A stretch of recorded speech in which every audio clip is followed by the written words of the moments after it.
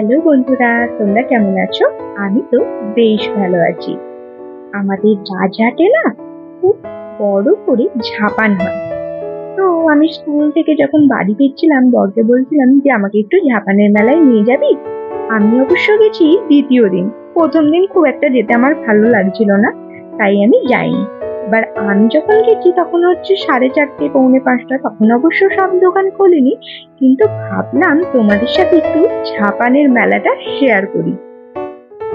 আসলে ঝাপানের মেলা কেন বলে সেটা আমি জানি না, তবে এখানে হয় মনসা পুজো, আর এই মনসা পুজোটাকে নিয়েই কিন্তু এই মেলাটা হয়। আর এখন তো দিল্লি রোডটা অনেকটা চওড়া হয়ে গেছে, তাই রাস্তার চারিদিকেই মেলা বসে। আগে কিন্তু এর থেকেও অনেক বেশি মেলা বসতো, আর তার সাথে বসতো নাগরদোল্লা।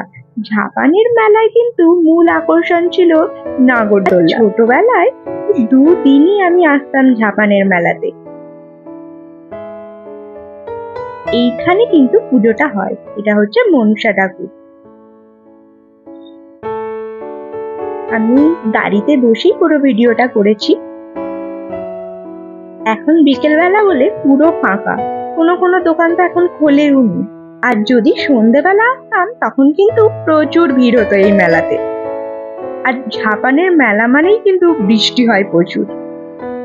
আর আমি ভাবছিলাম যে কি খাবো মেলাতে, তো তারপর মনে হলো একটু পাপড়ির চাট খাই। এটা খেতেই আমার মেলা তলায় বেশি ভালো লাগে।